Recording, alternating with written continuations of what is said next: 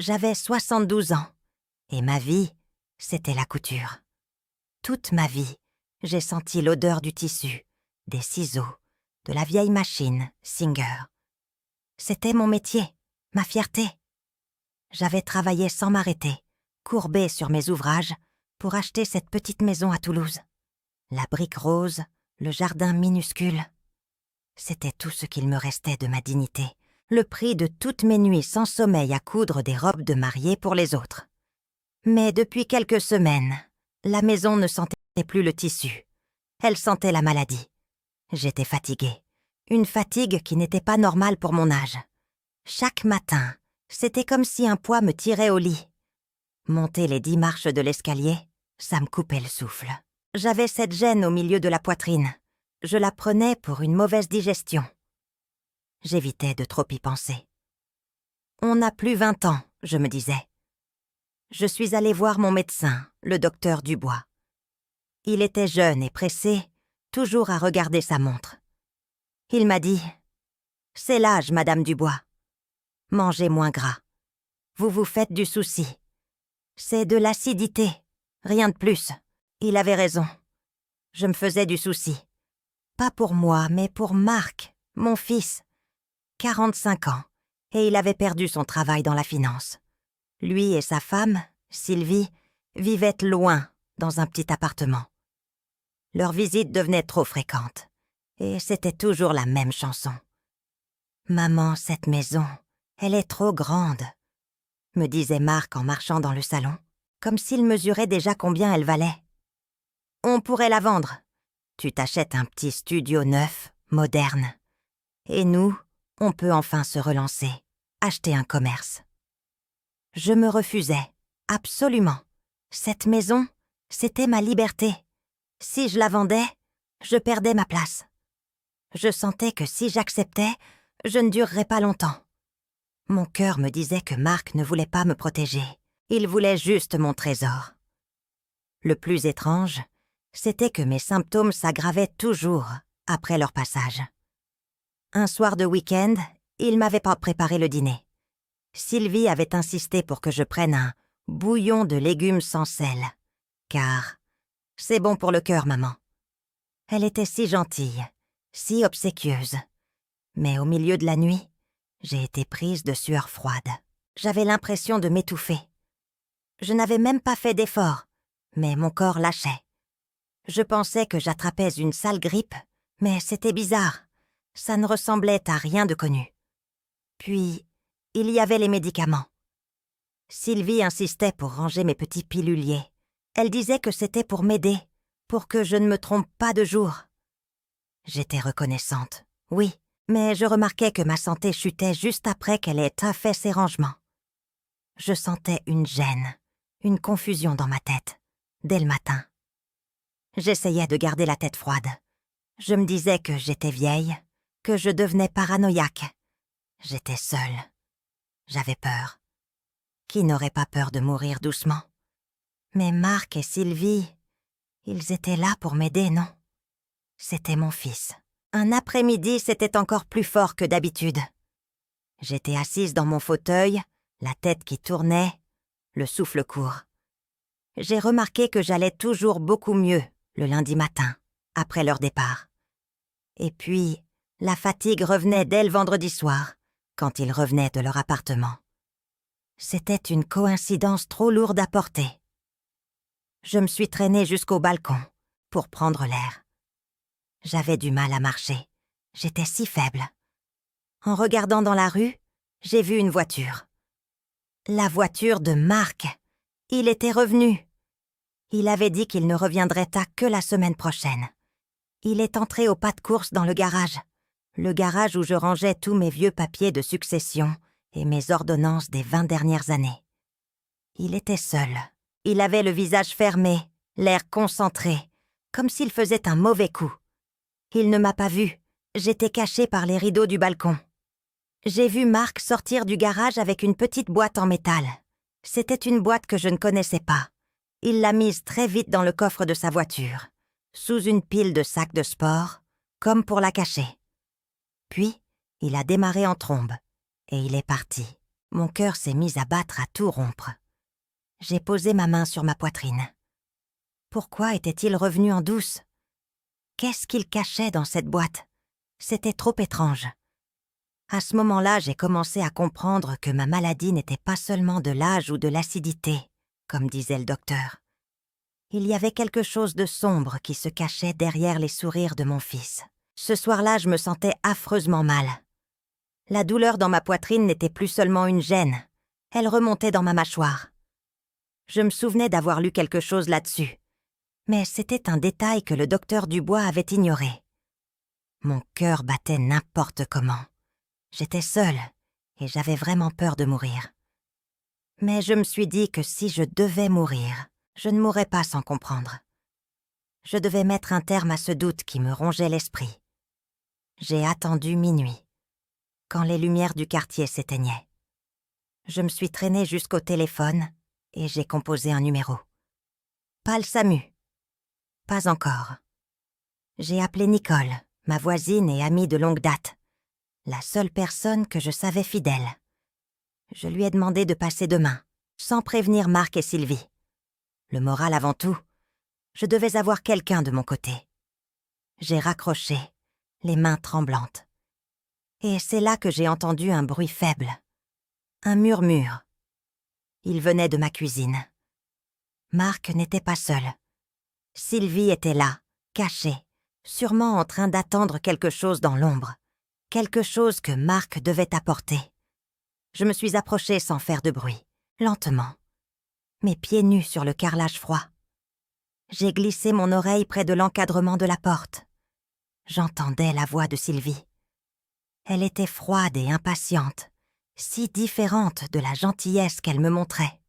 « Je t'ai dit de te dépêcher, Marc !»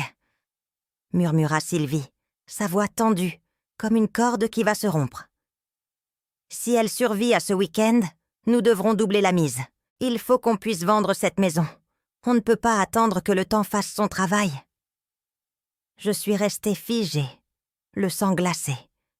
Je n'ai pas bougé. Mon cœur a fait une pause, puis il s'est mis à s'emballer. Ce n'était pas l'angoisse que je ressentais, c'était une peur brute, terrible. Ils attendaient que je meure. Ils étaient pressés. Mais pourquoi parlaient-ils de doubler la mise? Est-ce que Marc avait quelque chose qui ne fonctionnait pas assez vite? Si ce n'était pas la maladie qui m'affaiblissait, mais l'amour de ma propre chair. Les larmes ont coulé sur mes joues, sans bruit. J'ai compris. Je ne luttais pas contre la vieillesse. Je luttais contre mon propre fils, contre une trahison pure et simple. La vie n'est pas un long fleuve tranquille. Mais ça, c'était un cauchemar tissé avec malice. Je devais survivre. Je devais me battre. Pour ma maison. Pour ma vie. Mais surtout, pour comprendre. Qu'est-ce qu'il faisait pour être si sûr que j'allais mourir? Je ne pouvais plus respirer. Je n'avais pas bougé de la porte de la cuisine pendant au moins 5 minutes, le temps que mes jambes s'habituent à nouveau à porter mon poids. Marc et Sylvie étaient mon partie, mais leurs mots restaient dans l'air froid de la nuit. Doubler la mise. C'était la preuve. Je n'étais pas folle, je n'étais pas paranoïaque. Le lendemain matin, je n'avais presque plus de force, mais je devais faire semblant d'être encore plus faible. Je toussais exprès. Je traînais mes pantoufles sur le carrelage. Je me disais « Gardez la tête froide, Solange. C'est ta seule chance. » Nicole est arrivée vers 10 heures. Elle n'était pas mon amie de jeunesse. C'était mon amie de l'âge mûr. Elle était plus jeune que moi d'une dizaine d'années, mais elle avait le sens pratique que je perdais. « Solange, tu as une mine épouvantable. » a-t-elle murmuré en me serrant dans ses bras. Je l'ai tirée vers mon atelier de couture, la seule pièce où j'étais sûre de n'avoir pas de microphone caché. Une vieille couturière n'a rien à cacher. J'ai raconté tout, les symptômes bizarres, les visites de Marc, la boîte dans le coffre, et finalement, la conversation. Quand j'ai répété « Si elle survit à ce week-end, nous devrons doubler la mise », Nicole est devenue livide. « Mais qu'est-ce qu'ils t'ont donné ?» m'a-t-elle demandé. les yeux pleins d'eau. Elle a regardé la table de ma cuisine. Marc et Sylvie avaient insisté pour me laisser une thermos de bouillon de légumes, spécial cœur, sans sel. Nicole a pris la thermos et a reniflé. Ça sent le légume, c'est tout.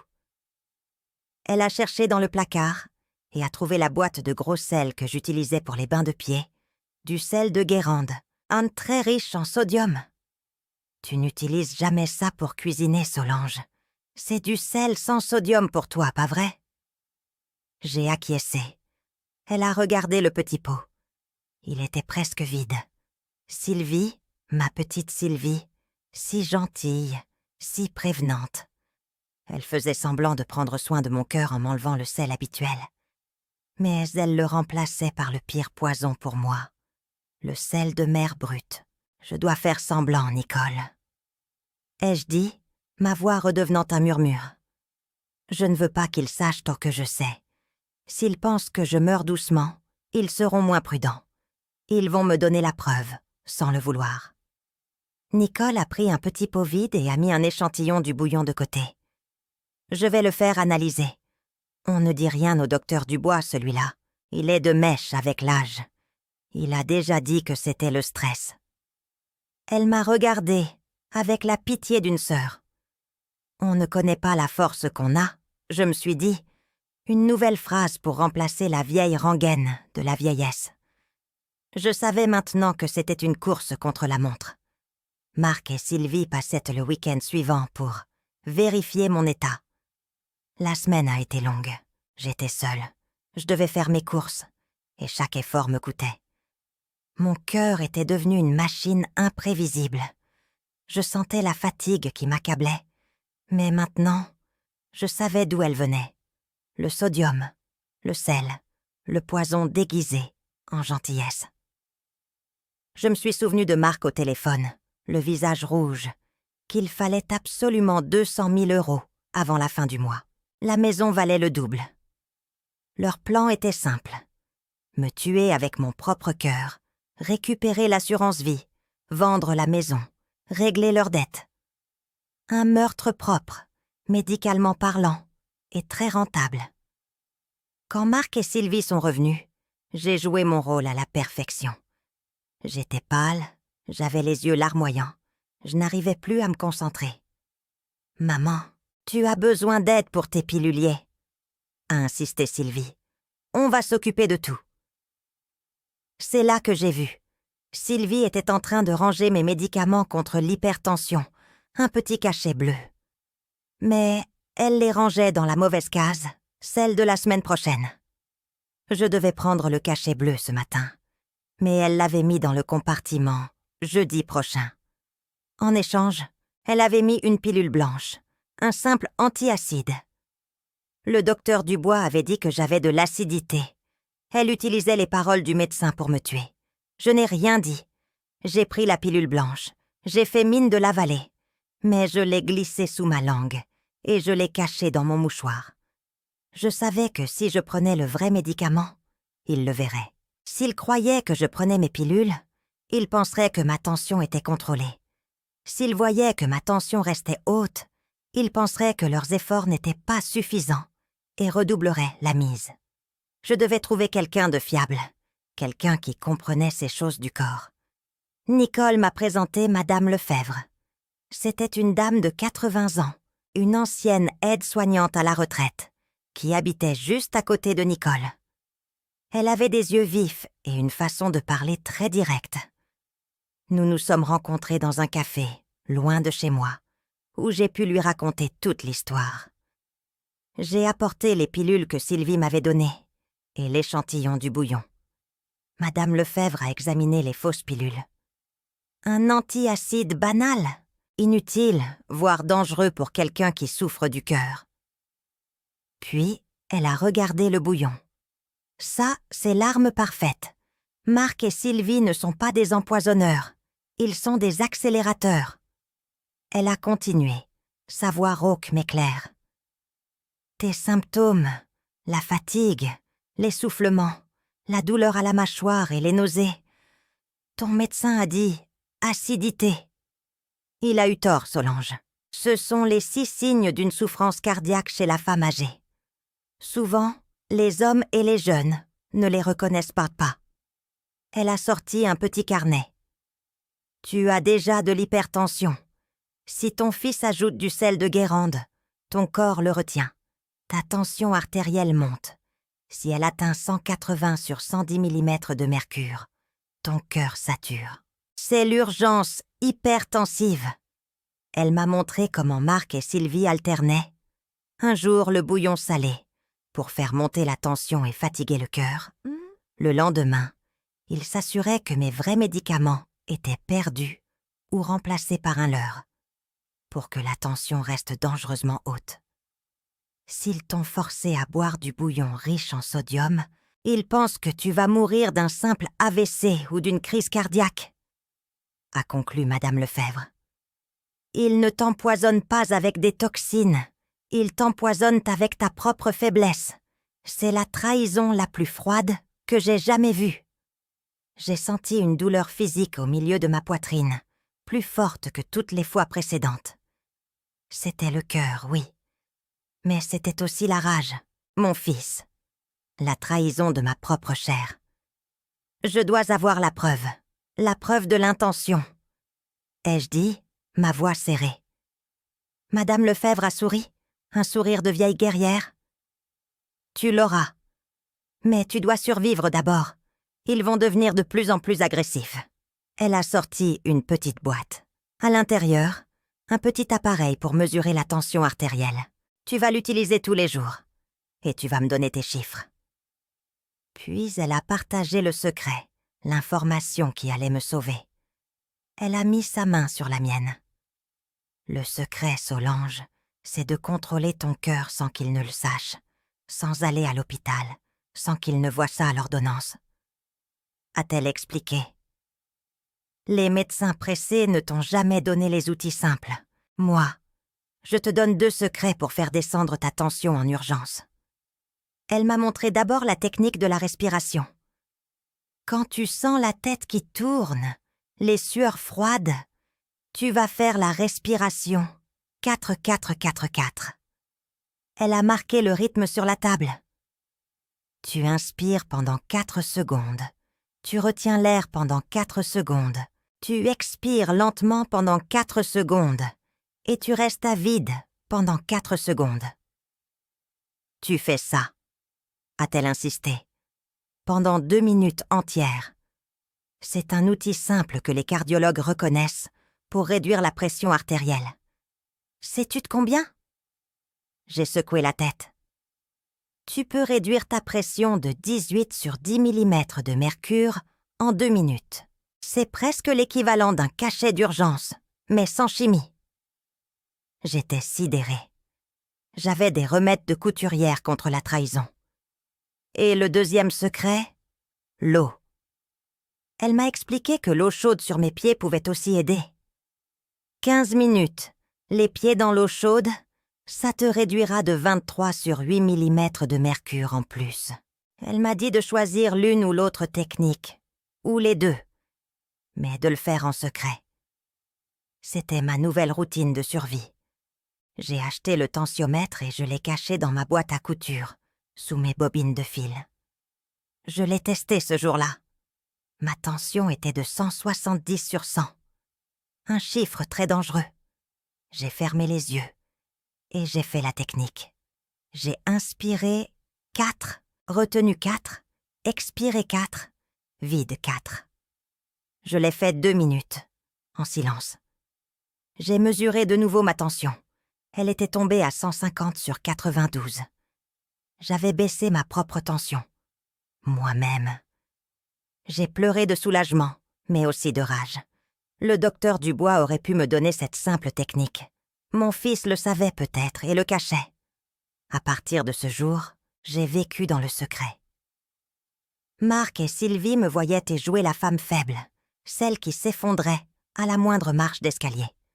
Moi, je faisais mes exercices de respiration plusieurs fois par jour. Je buvais de l'eau en cachette et je refusais leur bouillon, prétextant des nausées. « Je ne peux plus rien avaler », gémissais-je. Je suis si fatiguée. » Je sentais la tension monter chez Marc. Il venait me voir, le visage fermé. « Maman, le notaire a fixé le rendez-vous. C'est pour dans 48 heures. Tu dois signer. » Je faisais semblant d'être trop confuse. « Signer quoi, mon chéri? Je ne comprends rien. » Je le voyais se ronger les ongles. Il était sous pression. Sa dette de 200 000 € était urgente. J'ai commencé à collecter les preuves. J'ai pris le petit dictaphone numérique que Nicole m'avait donné. J'ai cousu une petite poche intérieure dans ma robe de chambre, exactement où Marc et Sylvie pensèrent que mon cœur était faible. J'ai passé le week-end suivant à les enregistrer. Ils ne se méfièrent de rien. J'étais tellement faible que je passais mes journées au lit. J'ai attrapé plusieurs bribes. Marc parlait au téléphone avec un certain Monsieur Vincent, le menaçant de lui donner la maison s'il ne patientait pas 48 heures. Puis, la conversation fatale. Sylvie était impatiente. « J'en ai marre, Marc. Elle ne veut pas signer. Il faut qu'elle meure avant de signer. Ça simplifierait tout. » Marc a grogné. « Mais si elle meurt avant la signature, ça complique les choses pour l'assurance vie. On aura l'assurance, mais la maison passera par les droits de succession et on perd du temps. Mais si elle ne peut pas venir au rendez-vous, ils vont geler les comptes. » J'ai entendu Marc taper du poing sur la table de la cuisine, juste au-dessus de moi. « Je vais lui faire prendre la dose, demain soir, juste avant le notaire. Elle sera trop faible pour réfléchir, mais assez consciente pour tenir le stylo. » J'ai senti mon propre cœur battre la chamade. Mon corps a réagi à la peur. Ma tension a grimpé à 170/80. J'ai attrapé mon oreiller, j'ai fermé les yeux et j'ai fait la respiration 4-4-4-4. J'ai compté dans ma tête, lentement. 1 minute, 2 minutes. Mon cœur s'est calmé, ma tête s'est éclaircie. La pression est redescendue à 145/78. Je les avais battus. Mon souffle était mon bouclier. Le lendemain, c'était le jour J. Marc et Sylvie devaient m'emmener chez le notaire à 14 heures. Le matin, Marc est entré dans ma chambre. Un air de fausse compassion sur le visage. Il a mis un petit verre sur ma table de chevet. C'était un simple jus d'orange. « Bois ça, maman, pour te donner des forces. » Je le savais, c'était la dose. J'ai bu une gorgée et j'ai fait mine de m'évanouir. Le jus était plein de sucre, probablement mélangé à ces diurétiques puissants que Madame Lefebvre avait identifiés pour me vider de mes fluides et me rendre confuse. « Oh, je ne me sens pas bien, Marc. Je vais mourir. » ai-je dit, ma voix faible et tremblante. « Non, maman, tu vas te reposer. Tu dois te reposer pour le notaire. C'est important. » Il m'a embrassée sur le front, un baiser froid. Dès qu'il est sorti, j'ai craché le jus dans une petite bouteille d'eau minérale que j'avais cachée et j'ai mis le reste dans le pot de fleurs. Une autre preuve. Je me suis levée, malgré les jambes tremblantes. J'ai mis ma robe de chambre avec le dictaphone caché. J'ai cousu dans une deuxième poche secrète un petit sachet en velours contenant l'échantillon du bouillon salé et les fausses pilules. J'avais besoin d'une dernière chose, l'acte de succession et la confirmation qu'ils avaient réussi à détourner mon assurance vie. Je savais où Marc rangeait ses papiers. Dans le bureau, sous une pile de magazines de finance. Je me suis traînée hors du lit. J'ai rampé jusqu'au bureau. J'ai poussé les magazines. J'ai trouvé un dossier rouge. À l'intérieur, la confirmation. Marc avait transféré la bénéficiaire de mon assurance vie à son nom, il y a 1 an, la somme de 150 000 €. Il avait fait ça pendant que j'étais à l'hôpital pour une mauvaise chute. J'avais cru qu'il m'aidait avec l'administration. J'étais aveugle. Mon cœur était lourd, plus lourd que le poids de la maladie. J'ai pris une grande inspiration, puis j'ai vu un autre papier dans le fond du dossier. Une vieille photo. C'était ma sœur, Claire, exilée au Canada. Je n'avais pas eu de ses nouvelles depuis 10 ans. Marc avait toujours dit qu'elle était partie sans donner de nouvelles. que je ne devais plus y penser. Au dos de la photo, l'écriture de Claire. Non pas une lettre ancienne, mais une note récente, datée de 6 mois. Ne fais confiance qu'à moi. J'ai vu ce que Marc est capable de faire. Appelle-moi si ton cœur lâche. Marc avait intercepté une lettre de ma sœur. Il avait orchestré mon isolement. Il avait coupé ma vie en 2, le temps d'attendre que je meure. J'ai serré la photo et l'assurance vie contre moi. J'avais toutes les preuves, l'intention, la méthode, le sel et les diurétiques, et le mobile, les 550 000 € entre la maison et l'assurance. Juste à ce moment-là, la porte d'entrée s'est ouverte. J'ai entendu Marc crier « Sylvie, dépêche-toi! On est en retard chez le notaire !» Puis, il est entré dans le bureau. Il m'a vu debout, les yeux ouverts, tenant le dossier rouge et la photo de Claire. « Maman, qu'est-ce que tu fais là ?» demanda Marc, sa voix se durcissant, la panique montant. Mon cœur a bondi. J'ai senti la chaleur monter au visage, le signe d'une nouvelle crise hypertensive. J'ai pris une respiration profonde, une de celles que Madame Lefebvre m'avait enseignées, mon remède secret. J'ai serré la chemise contre moi. Je ne pouvais pas parler, mon rôle était terminé. Je le regardais et il voyait que la femme faible n'était plus là. J'ai glissé la main dans la poche de ma robe de chambre et j'ai activé le dictaphone. Marc a compris. Il a vu que je n'étais pas confuse. Il a vu la trahison dans mes mains. Il s'est précipité vers moi pour arracher le dossier. Il devait le récupérer avant que je ne révèle tout. La bataille finale pour le dossier venait de commencer. Il était à moins d'1 mètre. Avant de continuer, dis-moi d'où tu regardes. J'aimerais beaucoup savoir jusqu'où cette histoire va voyager. C'était le grand jour. 14 heures tapantes. Marc et Sylvie, tendus, m'avaient traîné jusqu'à l'étude de Maître Moreau, un notaire de province sans histoire. Le bureau était lambrissé, avec une odeur de vieux cuir et de poussière. Je suis entrée, jouant mon rôle jusqu'au bout, appuyée lourdement sur la canne que Nicole m'avait prêtée. Mon cœur battait la chamade, mais je contrôlais mon souffle, le 4-4-4-4, mon secret. Marc était à côté de moi, le stylo à la main, prêt à signer la procuration pour vendre ma maison, évaluée à 400 000 €.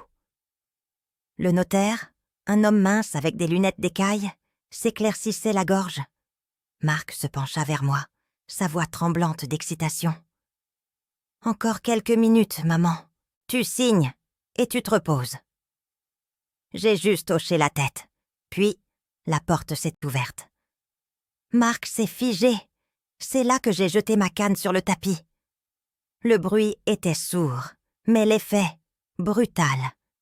J'ai redressé ma colonne vertébrale, mes 72 ans effacés par la rage froide. Maître Moreau cligna des yeux. Derrière Nicole et Madame Lefebvre sont entrés un homme en uniforme et un civil. Le commissaire Lemaître et son adjoint de la police judiciaire de Toulouse. Marc a hurlé. « Qu'est-ce que ça veut dire ?» J'ai fixé mon fils, qui venait de comprendre que sa mère mourante était en fait son bourreau. J'ai glissé ma main dans la poche intérieure de ma robe de chambre et j'ai posé le petit dictaphone sur la table, juste devant Marc. Le notaire reculait presque. J'ai appuyé sur lecture. La voix de Sylvie, froide, a empli la pièce. « J'en ai marre, Marc. Elle ne veut pas signer. Il faut qu'elle meure avant de signer. Ça simplifierait tout. » Puis, la voix de mon fils. « Je vais lui faire prendre la dose. Demain soir, juste avant le notaire. Elle sera trop faible pour réfléchir, mais assez consciente pour tenir le stylo. » Marc est devenu cramoisi. Ses mains s'agitaient. Il cherchait une excuse que la bande venait d'anéantir. J'ai continué. J'ai sorti la chemise rouge du bureau de Marc et l'ai ouverte. Ceci, maître, est la confirmation du transfert de mon assurance vie, d'une valeur de 150 000 €, faite à mon insu il y a 1 an. Ajoutez cela aux 400 000 € de la maison, et vous obtenez la somme dont mon fils avait besoin pour couvrir sa dette urgente de 200 000 € et s'assurer une vie aisée, 550 000 €. Marc a tenté de saisir les documents, mais l'adjoint du commissaire l'en a empêché. C'est Madame Lefebvre qui a porté le coup de grâce médicale, avec le calme d'une professionnelle. Elle a déposé 2 petits flacons, l'échantillon de bouillon et les fausses pilules antiacides.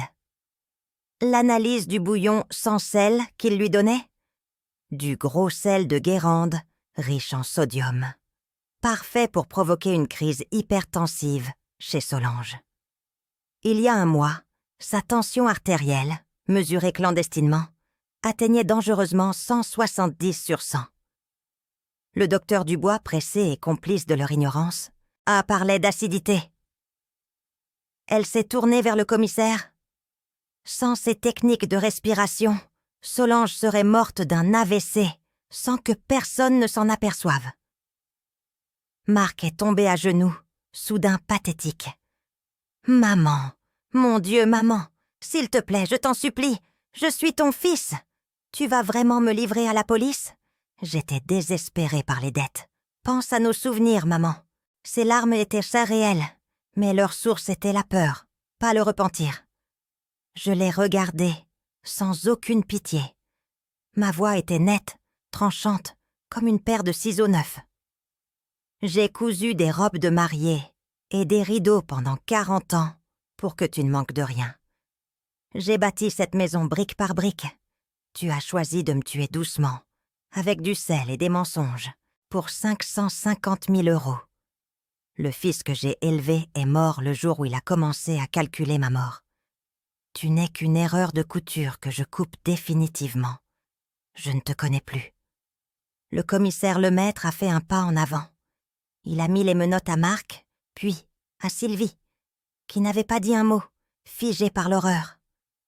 Marc Dubois et Sylvie Dubois, vous êtes en état d'arrestation pour tentative d'assassinat aggravé et fraude.